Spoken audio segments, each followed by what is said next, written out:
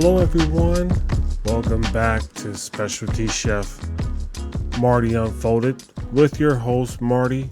I am glad that I'm back.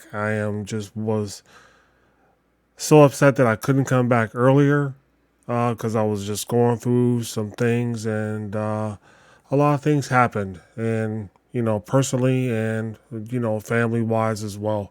But I'm so glad to be back. But today's topic, we're going to get straight into it. Today's topic is all about baking pans. You didn't know that, did you? Baking pans, they do a lot of things to help with our daily life and how we get our some of our pastries and they use them for other things like meats and things like that to hold things with and store in freezers, refrigerators, stuff like that. It is incredible on the research that I just found on just baking pans by itself. Man, when I show you this and just let you know what it's all about, man, you're gonna be blunt. It's just gonna blow your mind. So when I'm gonna go back, you know me, I'm all about the history. So I'm gonna go back into history, tell you a little bit where things came from, how things developed. So let's go ahead and get into it. Now I'm gonna go all the way back to the 1600s, 1700s, when baking pans were just this oval type, brass type a pan that was molded, if you want to say, and they had a hole in it to hang it, or to hang it above the stove, so everybody, so the baker can use it, or the person that baked anything like cakes, bread, whatever have you. They had different sizes as well.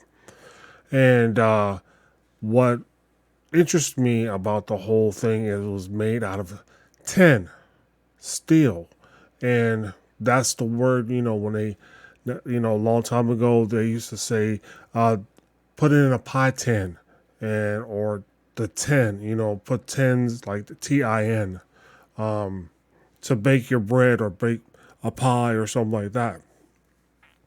And it just interests me how that word just stuck around from the 16 to the 1700s, and they were using it for a while, and all the way to the 1920s, I think, and they just shortened the word and just named it as a pie tin, and it just replaced it as the years went on. It went to a baking pan, which is incredible because how things develop and how we structure our words to at those times to get certain things done. We used to use they used a certain word to signify what pan to use to bake certain pastries or certain breads or whole different meats or something like that, to store things and to bake things and to just make incredible desserts, whatever have you, just delicious things to make. But what has as I was saying earlier, when they were saying earlier in the tins, they have versions and shapes and sizes to make tarts and small cakes. So they did have cakes and tarts back in those days as well. So that was an awesome thing as well. So I think that's where everything started developing, right in around in the 1920s. So these are some of the type of baking pans and tins that were available or came about as time came around. And you probably have a few in your cupboard stored away, probably passed down from grandma, grandpa, or you may have your own style of baking pans, and you probably got your own manufacturer that you probably get your own baking pans from as well. I have my baking pans as well that I use for baking, and I do have a few that I use for just with my meats and stuff like that. So I'm just going to go ahead and just run down this list just real quick. It's You got your round pans, which comes in aluminum, and this is for baking cakes and and uh, and layered cakes and stuff like that. You got your scround and rectangle pans, sheet pans, loaf pans, muffin pans, bundt pans, and tube pans. And what I mean by tube pans, if you ever seen a decorative circular cake that looks like a bundt cake, those are called tube pans. A bundt cake is kind of high, kind of like I want to say about 4.5 inches high, and you could tell the difference. They still make beautiful, beautiful desserts. So back in, let's go ahead and move on, and we'll take you back in when we had the mindset of hunters, gathering food and doing all these things to get by. And I'm going to take you back all the way further back.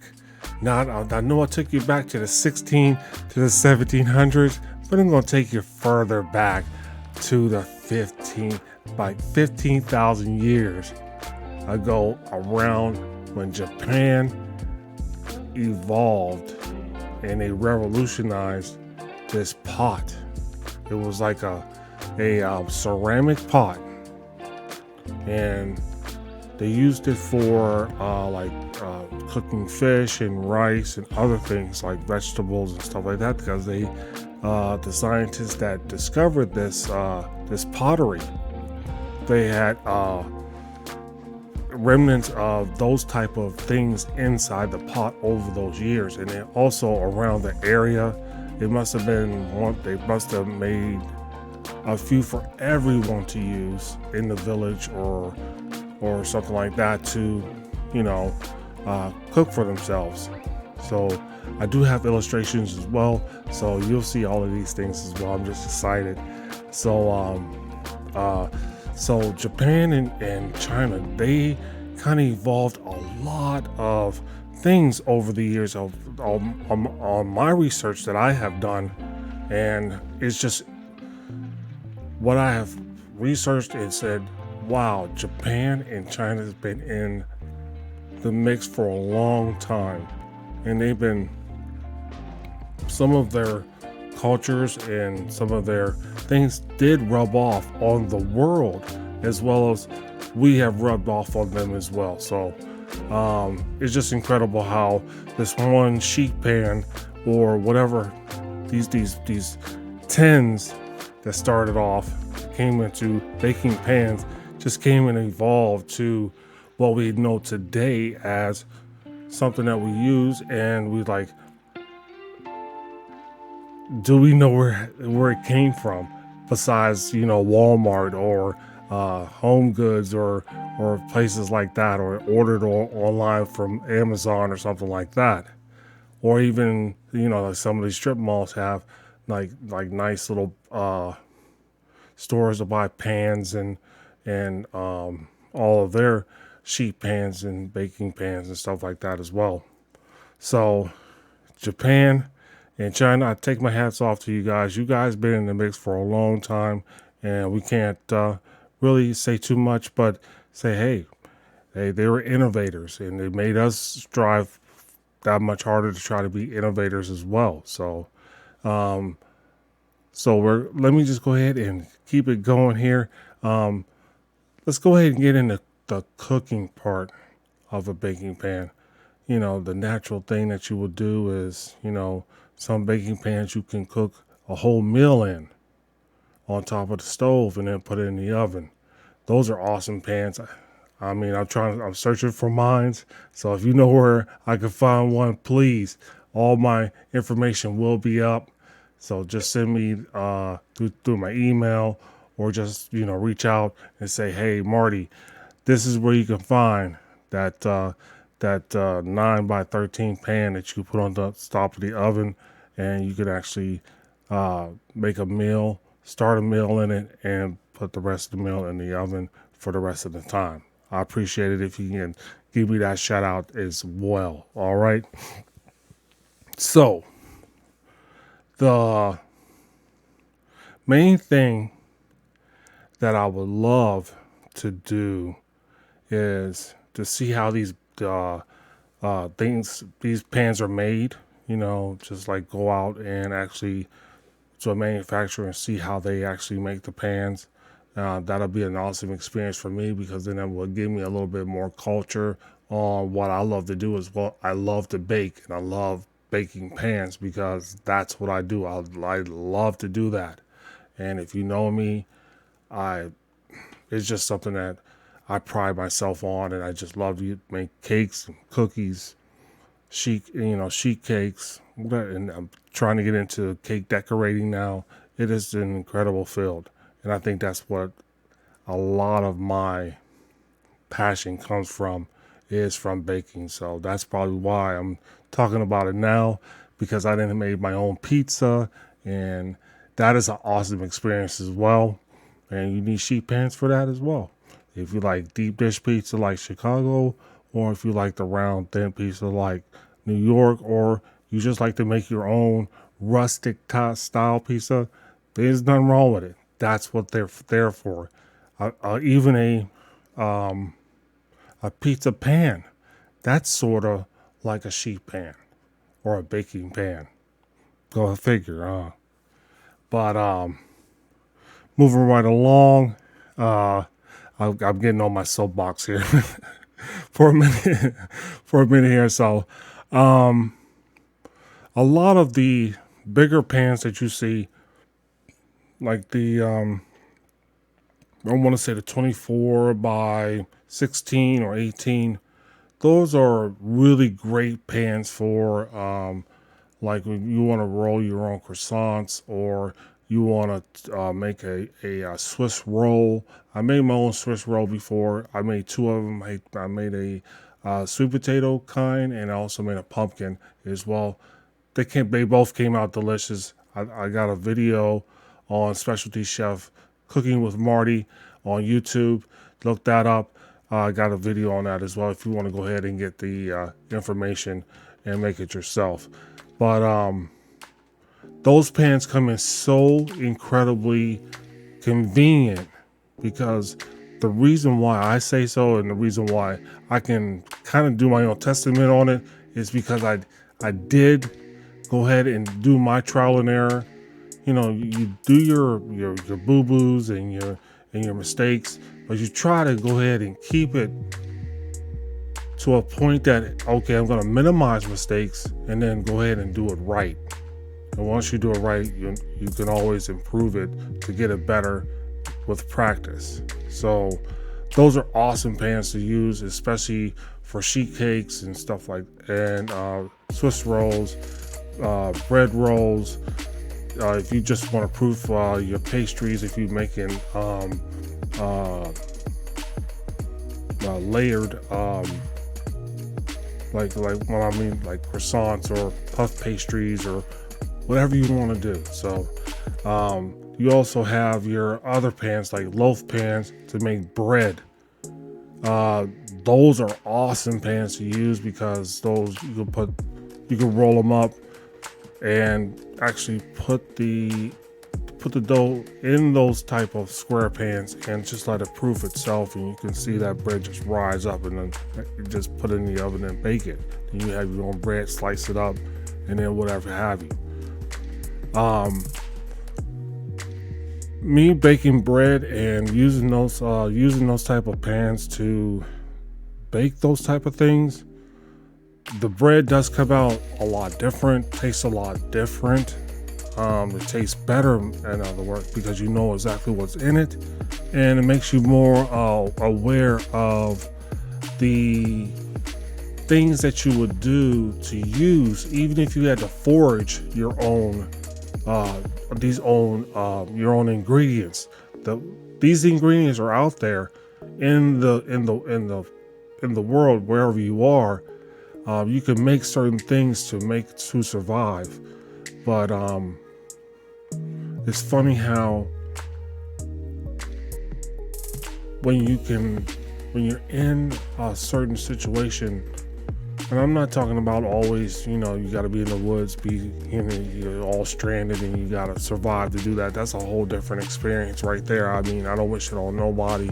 And if you are in that situation, I hope you are prepared to think and do the right thing and get yourself out of there, to walk out, walk out of the forest, survive. That's all you can do. And that's what one thing I love about cooking, because it teaches you how to go fishing and catch that fish and teach another person how to do the same thing, so on and so forth. Everybody knows that quote, and everybody knows that saying, teach a man to fish. I think that when you're down and out and you know that time when you have food in your refrigerator, but you don't know exactly what to make, and then you turn around and order out. But you have everything that you can possibly want to make something from scratch and save that money because you have it in your refrigerator. And you have in your pantry or your cupboards or whatever, wherever you store your goods. And some people have that ability to go ahead and make a meal out of what you have in your refrigerator, because those are things that are, and like competition challenges that I have saw over the years, that they will go on, I think it was Emerald even came in someone's home and actually used what they had in their refrigerator, or it could have been another chef that did that as well. But that's what inspired me too, because hey, you never know what you have in your refrigerator that you can make and make a whole brand new meal for your family. And they'd be like, whoa, I didn't even know we had it in the refrigerator. It's just like another thing that came to me as well. There's if you ever saw Friday with Ice Cube and Chris Tucker, when Ice Cube went in there and, Chris, he went in the cupboard and got some cereal. And then he went in there in the refrigerator and got some milk. He didn't have no milk. And he had to, and his dad told him, pour some water on it, or something, or something like that, And then, he just left it there with that little bit of milk and all that cereal. But mom went in there. She went in there and she had pancakes. She had pork chops, bacon. She had a whole spread. And where did she get it from? See, but she knew what was in the refrigerator that no one else didn't know, because they were looking for a fast thing to eat, and they went hungry because they didn't forage in their own home. See, that's what I'm saying. You don't always got to forage in the woods. You can forage in your own home. You never know what you may have in your cupboards, in your pantry, or in your refrigerator, or even in your freezer. All right, let's go ahead. But that just tickled me on how I, something that's simple, you will starve and you have food, or you run out of gas and you got a pocket full of money. It's just funny how that it incredibly, how, lax in our minds that we can get, and the comforts, and we get used to what we have, and try to think that we're invincible sometimes, but I think that's just human nature. But that's awesome. But we're just going to keep it going here. But another good thing about, I researched about baking pans, bread tins, the word tin itself. That word's been around for a long time, and it just, it wasn't even one of those things that changed until someone got, I guess, when the word tin started meaning other things other than what it was.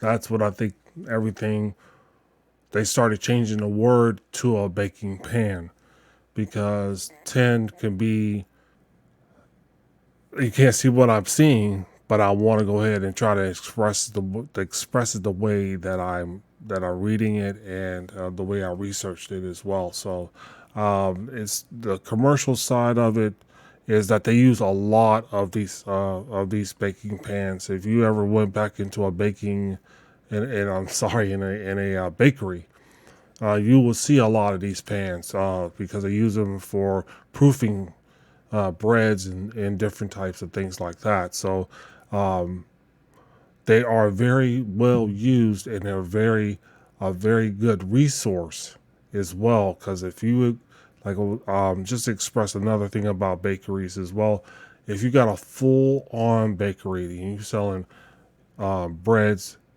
pastries, cookies, cakes, all everything, the whole gamut. Some of these some of these things will be placed on racks and placed in controlled temperature free refrigerators, or just proofing stations itself, or just proofing on the outside, covered up with proofing bags over it. I mean, these things are just useful tools that everyone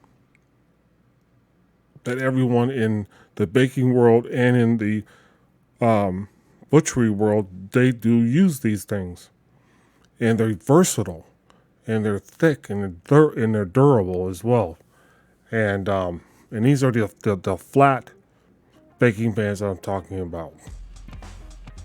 So if you ever go in Walmart, Home Goods, whatever department store that's in your area, look at these baking pans and look who makes them. Especially if you're in Bed Bath and Beyond or something like that. If they're made in the USA, hey, support us. Buy those pans, and anything that's made in the USA, buy these pans, because you're supporting our country, and you're supporting our worker that's making those pans and putting their hard work into that type of craft. So take pride in those pans, and take pride in your baking pans, and don't learn to use parchment paper to bake those cakes and stuff like that, for those release points, so the cake doesn't stick inside the pan. Parchment paper goes a long way. They even got parchment paper that's already cut out for square or round pans as well. So I got a few of those things as well. So I'm practicing what I'm preaching, and I am so excited that I was able to bring you this information that I was really excited to bring to you guys, and just to bring a different style and a different type of demeanor to the baking world in this business podcast and this platform that I'm so excited to bring my voice across. And I may bumble and tumble and bring my words, and my words don't come together right, but I do try to bring it across 110%, because that's all I have. And I'm very excited about this podcast as well, and I'm able to bring my voice out and tell everybody what I can do and what I can see and what I can hear, and what information that I can bring to you that's going to help you change your life and change your family's life, and maybe things that you didn't even know. Okay? So, the oval pan, or a pan with single beaded, narrow or round, flat well, no ring or no rim, those are all flat or curved baking pans. That's all I can say. So see the structure of them, touch it, feel it, see what it's like. And always try to be more conscious of what you're selecting as well. Just don't get something that you saw that someone else got.